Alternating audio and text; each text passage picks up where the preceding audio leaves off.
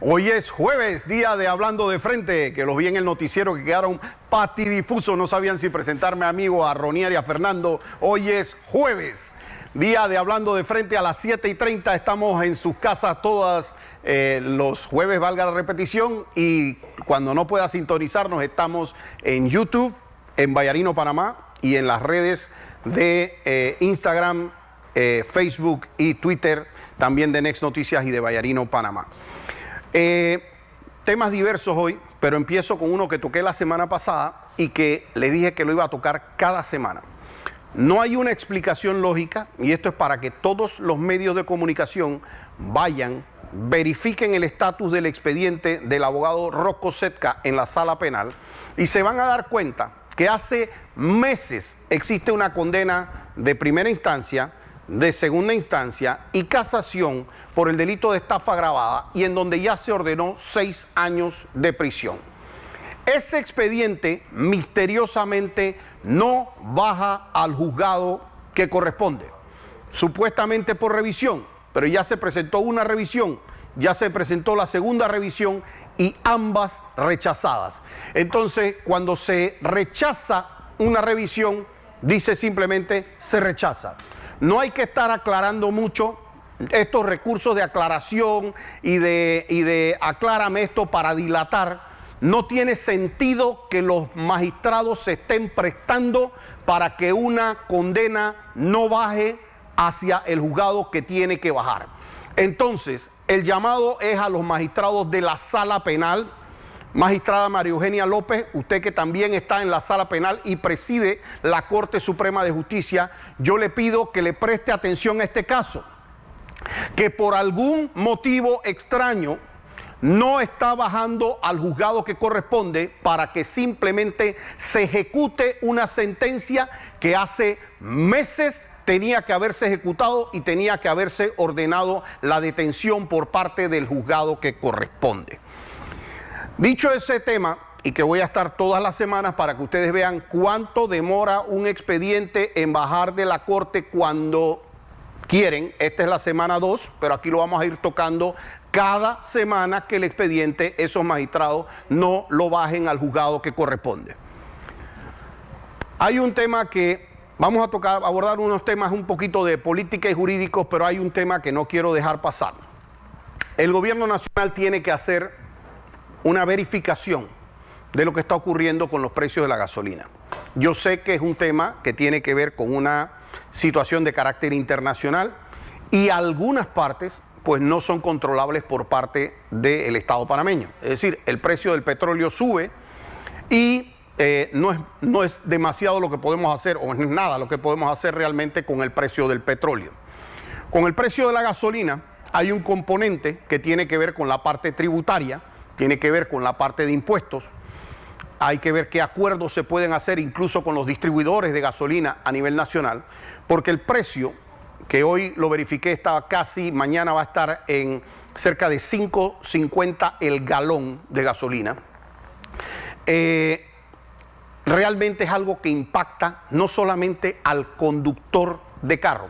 Esto no es que yo tengo un carro y a mí me afecta y va a afectar a las personas que tienen carro, y bueno, como las personas tienen carro, entonces que resuelvan.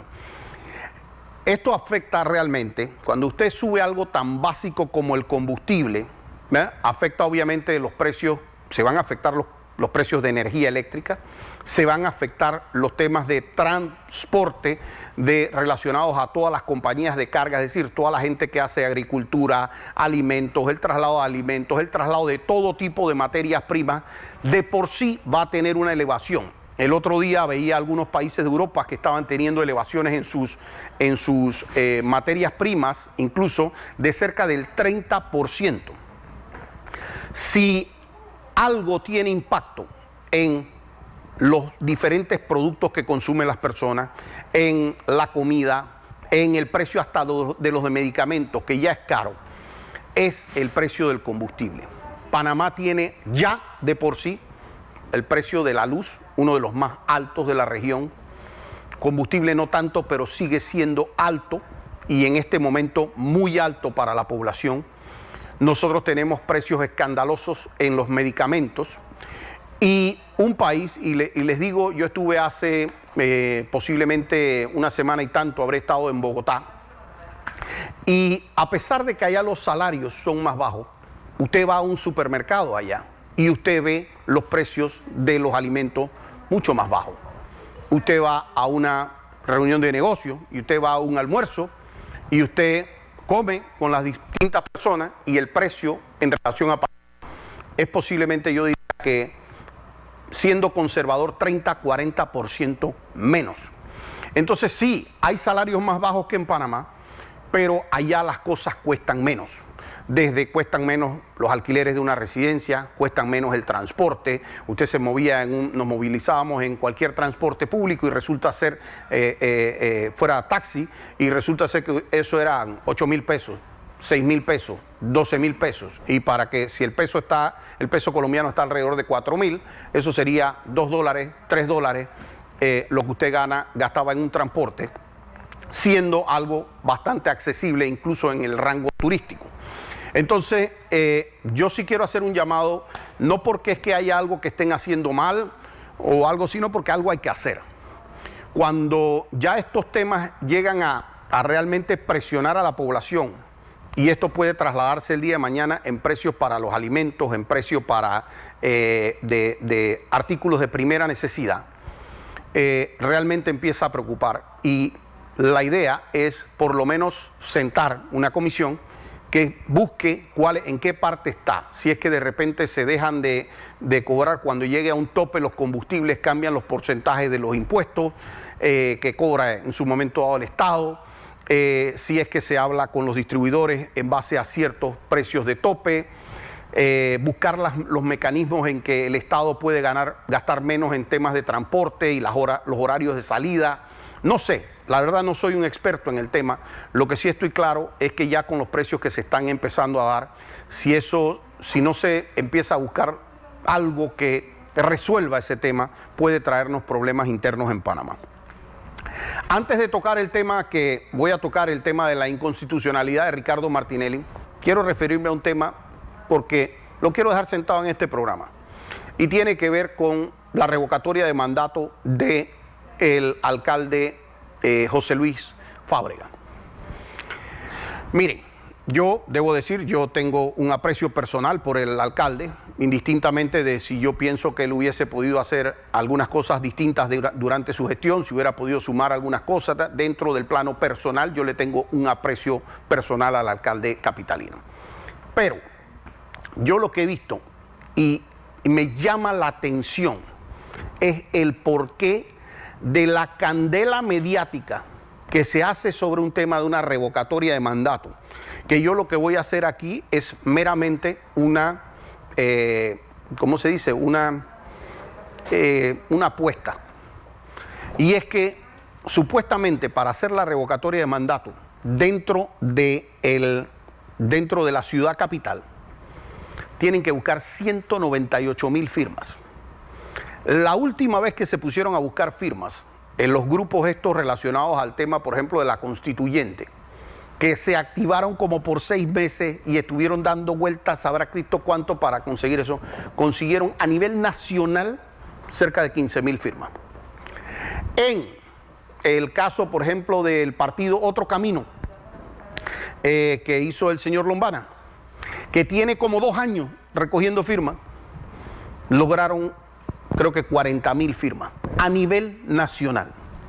Entonces, las personas que entienden un poquito de este tema de la parte electoral, olvídese si usted gusta o no gusta del alcalde capitalino. Es casi un imposible, y mi predicción es que en efecto no se va a lograr ni la mitad de la firma, es que lograr 200,000 firmas aquí en el distrito capital, no a nivel nacional, cuando hay partidos políticos que no han logrado 100,000 inscritos, lograr 200,000 firmas para una revocatoria de mandato es un imposible. Y entonces, ¿a qué hago yo el llamado? Es que hay otros problemas nacionales y ciertos medios de comunicación lo saben, que no se van a lograr 200,000 firmas. Y me llama la atención que haya un desvío de la atención de las personas y que todo lo que hay es la revocatoria del alcalde, la revocatoria del alcalde y la revocatoria del alcalde y la revocatoria del alcalde. Señores, ya sacaron la noticia de la revocatoria del alcalde y cada uno puede hacer sus predicciones. Pero en este programa, que nosotros nos caracterizamos por hacer algunas predicciones y después vemos en el tiempo si sale, yo me puedo equivocar, puedo estar equivocadísimo y de repente logran 500.000 firmas. Pero la apuesta mía y mi convicción y mi predicción es que no logran ni 100.000 firmas.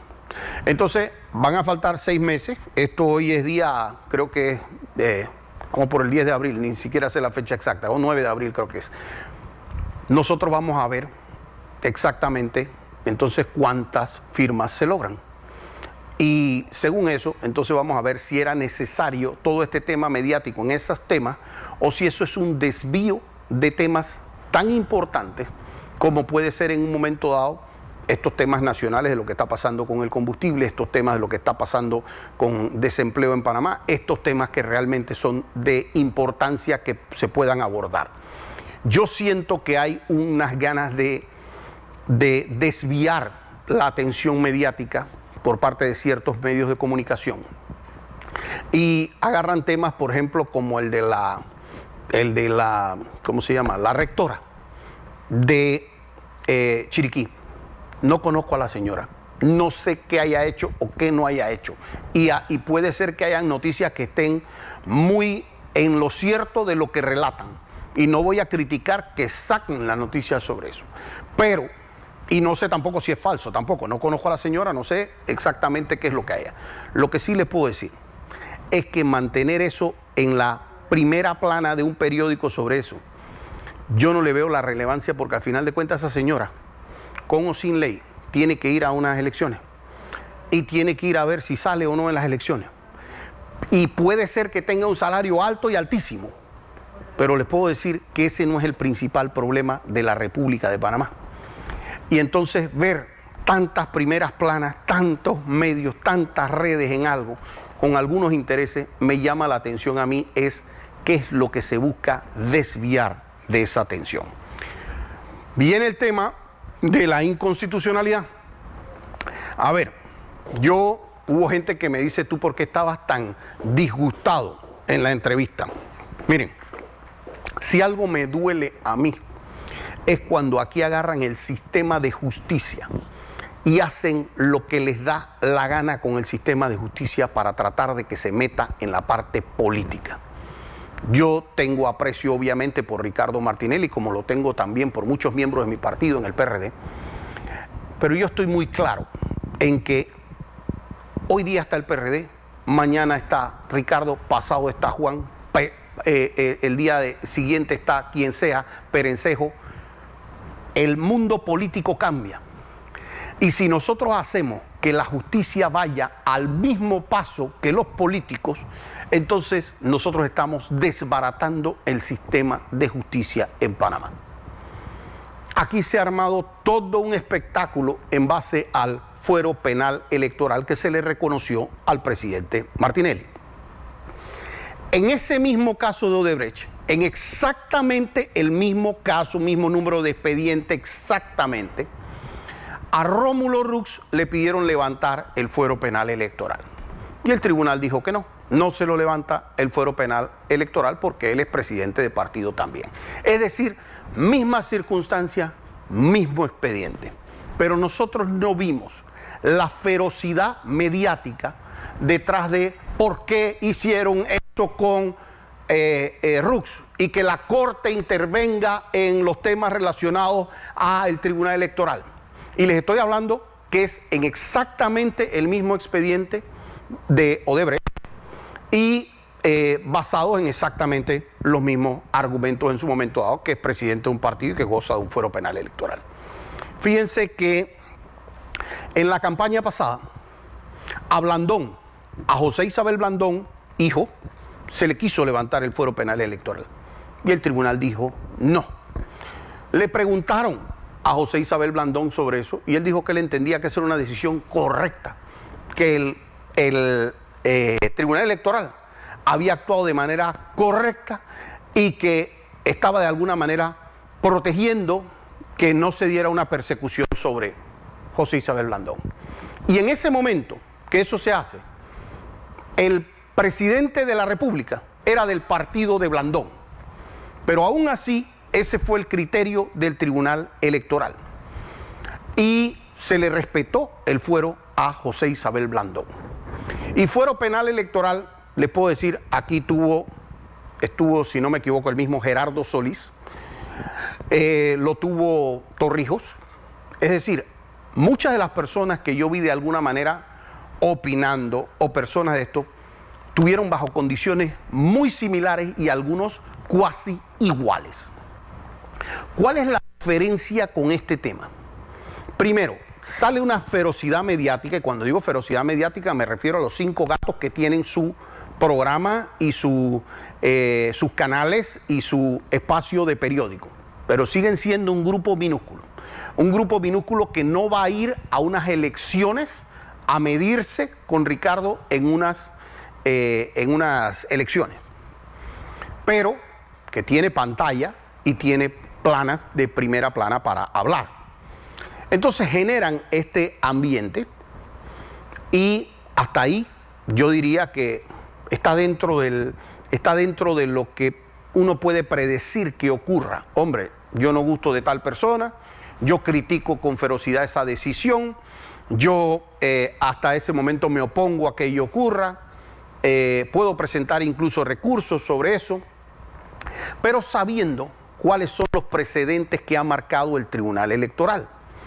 Y es que estas decisiones del Tribunal Electoral, en lo que son decisiones sobre casos puntuales de una persona en particular, en donde se trata de revisar si algo es constitucional o no, el Tribunal Electoral ha dicho, señores, mi función no es meterme, cuando yo veo la guarda de la Constitución, no es verlo para un caso puntual de una persona y no es ser una instancia adicional para revisar las decisiones del Tribunal Electoral. Porque en materia electoral, el que tiene la última palabra y el que debe tener la última palabra, de acuerdo a la Constitución, es el Tribunal Electoral. Y eso lo ha dicho la Corte por 30 años. Les guste la decisión, no le guste la decisión, pero eso ha dicho la Corte, se tiene que respetar el Tribunal Electoral. ¿Y por qué se respeta el Tribunal Electoral?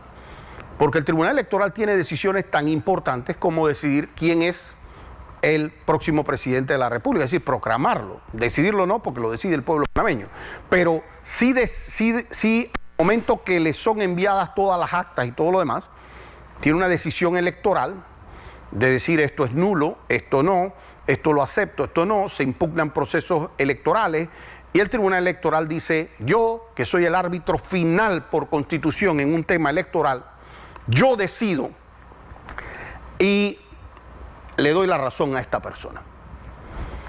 Y esa es la razón de ser del Tribunal Electoral.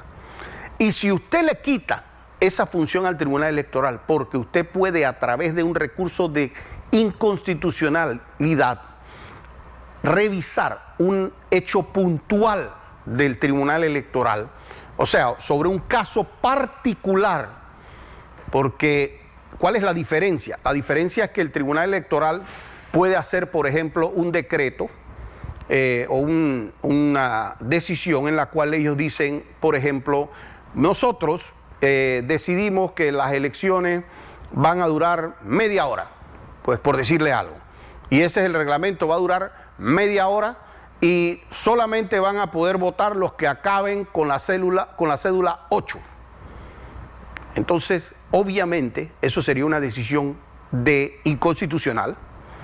La Corte pudiera revisar esa decisión porque no está revisando un caso puntual, sino está revisando una reglamentación que se está haciendo para eso y está viendo la constitucionalidad de la norma.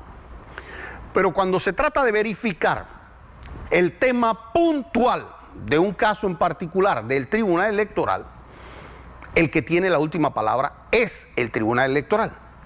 Y cuando se habla de lo que es un fuero penal electoral, el que tiene la última palabra es el Tribunal Electoral.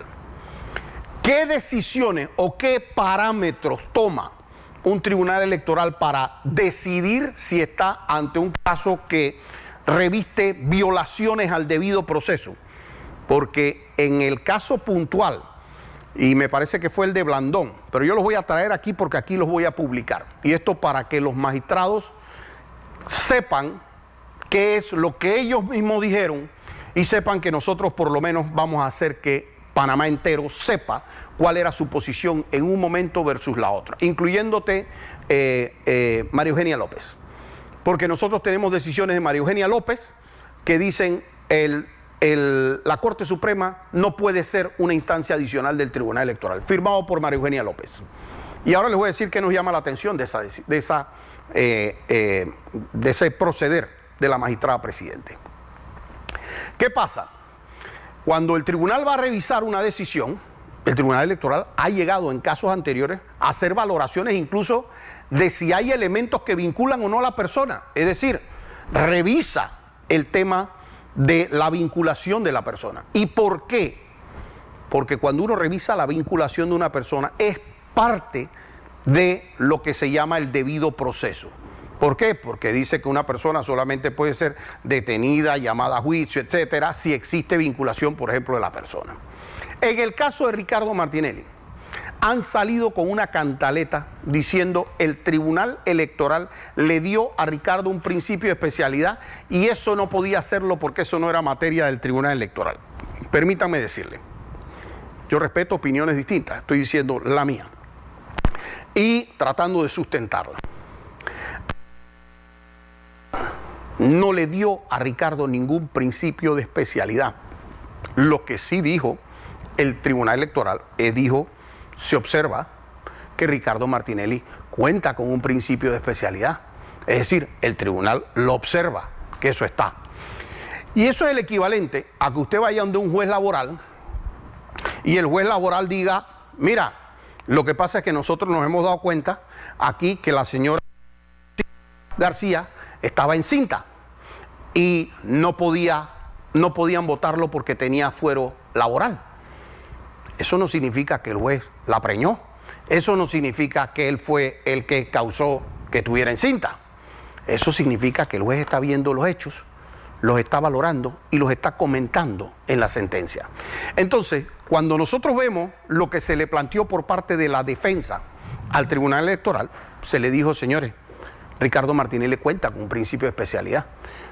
¿Y saben quién lo dice? Lo dijo el embajador de Panamá en Estados Unidos, Emanuel González Revilla, en una nota que remitió a Panamá.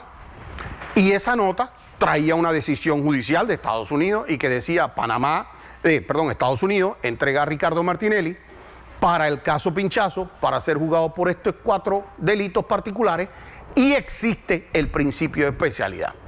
Entonces, se entregaron notas de la Cancillería de Panamá diciendo no se ha hecho ningún trámite por aquí que haya pasado a Estados Unidos para que en donde pidan revertir el principio de especialidad. Entonces, aquí se ha hablado varias veces, los detractores de Ricardo Martinelli, de una nota de un funcionario que es de segunda categoría, que dicen que él dijo que en su interpretación, y ojo, porque interpretación no es una decisión, existía la posibilidad de que Ricardo hubiera perdido el principio de especialidad. Y ellos se han referido a esta nota puntual, que fue una nota entre Heinemann y la procuradora, la ex procuradora, Kenia Porcel. Pero ¿qué pasa? Si yo tengo aquí a un americano que agarran y Panamá lo entrega en una extradición, y entonces el día de mañana Estados Unidos pide un permiso para hacerle un segundo juicio a esa persona en Estados Unidos. Y aquí se vienen donde el secretario de la Cancillería y le hacen una entrevista o le dicen una cuestión, el secretario de la Procuraduría, de la Cancillería dice, no, en mi opinión yo creo que ese señor cuando salió de Estados Unidos perdió el principio de especialidad. ¿Ustedes creen que eso es suficiente para retirar el principio de especialidad dentro de un expediente? No. ¿Por qué? Porque hay una cosa que se llama la ley en Panamá. Y la ley dice que para que se retire el principio de especialidad si es que, para que se trate de quitar el principio de especialidad, porque ojo que la ley, particularmente la ley de extradición entre Estados Unidos y Panamá, no tiene algunos supuestos más que si Ricardo renuncia al principio de especialidad o si él fuese y viajase a los Estados Unidos de América. El artículo es tan claro como esos dos. Pero vamos a decir que Panamá quiere hacer la solicitud de la excepción al país que entrega a Ricardo Martinelli. Eso tiene que ir por vía de la fiscalía que lo solicite, porque un juez no puede tomar decisiones de un fiscal, así que el fiscal tendría que hacer esa solicitud. En un momento, un fiscal quiso hacer una solicitud, el fiscal Emeldo Márquez. ¿Por qué el fiscal quiso hacer esa solicitud? Porque sabe que existe un principio de especialidad. Hace la solicitud y se la devuelven porque está mal foliado y porque no ha presentado una serie de documentos. Y de ahí más nunca la volvió a presentar. Pero esa solicitud tenía que venir vía juez. Y ese juez a Cancillería, y Cancillería tenía que mandarlo a Estados Unidos, y Estados Unidos al juez que vio ese principio de especialidad, esa entrega de Ricardo Martinelli. ¿Por qué tiene que ir a ese juez? Porque la decisión judicial que nace de Estados Unidos nace de ese juez. Ese juez le dijeron: nosotros te estamos pidiendo a Ricardo Martinelli para ser juzgado en Panamá por estos 4 delitos. Y estos son los elementos que nosotros tenemos que para vincular a Ricardo Martinelli. Nosotros tenemos 20 y tantos testigos, tenemos un testigo protegido, tenemos ¿cómo se llama? Cuestiones que están dentro de una computadora. Así que nosotros tenemos elementos para juzgar a Ricardo Martinelli. A ese juez, por supuesto, nunca en su vida le dijeron que el testigo protegido había cobrado cerca de $1 millón, que además era una de las manos derechas de Picuiro, que el día antes de presentar la denuncia se había reunido con Varela, que los correos habían aparecido era en la computadora de Picuiro, y que de los 70 testigos que llevaron a juicio se les preguntó a todos y cada uno si había un solo elemento que pudiera vincular a Ricardo Martinelli, y todos y cada uno dijeron no, no, no. Yo estoy 100% seguro que si el juez hubiera visto esos videos y esa información, por supuesto que no concede la extradición, y por supuesto que se hubiera dado cuenta que no existe nada que vincular a Ricardo Martinelli en ese expediente. Pero ese juez, cuando dijo esa decisión, que es una decisión judicial de Estados Unidos, y así lo reconoce el embajador González Revilla, dice: lo entrego, pero para estos 4 delitos. No para ningún otro delito anterior, porque si Panamá tenían, y ellos dicen es que este proceso no tiene nada de político, porque este proceso había empezado antes, entonces ¿por qué no habías vinculado a Ricardo Martinelli antes? ¿Por qué tú no solicitaste ese permiso para Ricardo Martinelli? ¿Por qué en los últimos días de cerrar el expediente es que tú vienes y vinculas y llamas a una indagatoria a Ricardo Martinelli y cierras el expediente que tenías guardado? Entonces, si Panamá se pregunta si aquí ha habido injerencia del Ejecutivo en los temas de Ricardo Martinelli, me parece que los informes de Saltarín, los temas relacionados a los Varela Leaks, son clarísimos, la renuncia de una procuradora de que aquí en efecto ocurrió una persecución sobre esos procesos.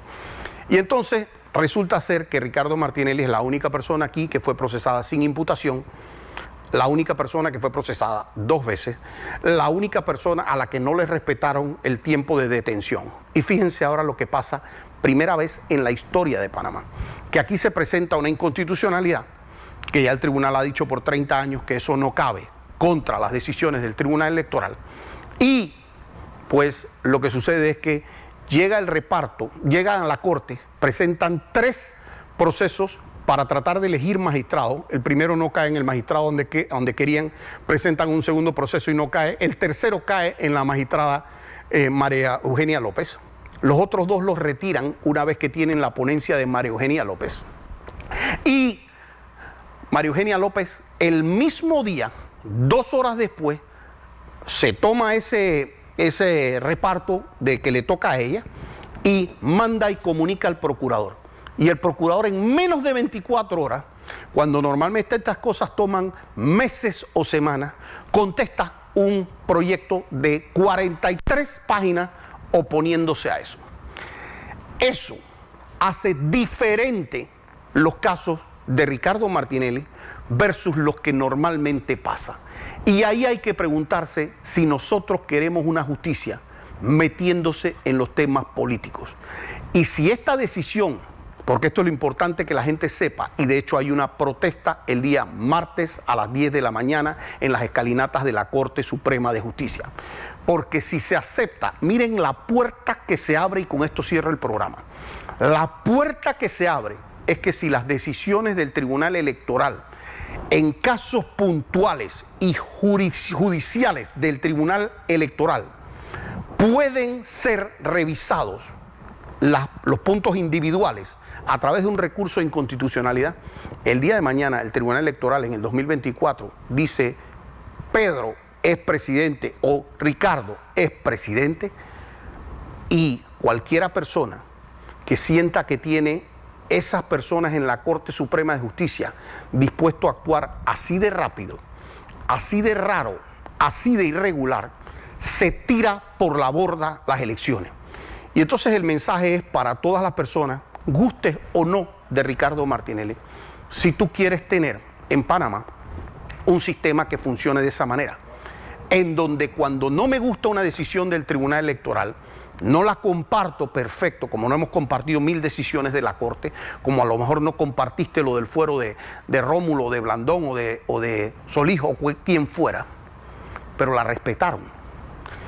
Y si en este momento se le permite a cualquiera persona poner un recurso, varios recursos, llegar a escoger el magistrado que mejor le convenga, y que ese magistrado en un día proyecte la solicitud al procurador y que se conteste en menos de 24 horas, y que eso por 5 personas pueda revertirse la decisión de 2 millones de personas o la decisión de todo un país en unas elecciones, eso es supremamente peligroso. Yo particularmente voy a asistir el martes a las 10 de la mañana a esa protesta, y los espero a todos y cada uno de los que crean que tengo la razón en lo que estoy diciendo, a que me acompañen ese día en la Corte Suprema de Justicia. Así los veo hasta el próximo jueves aquí, Hablando de Frente.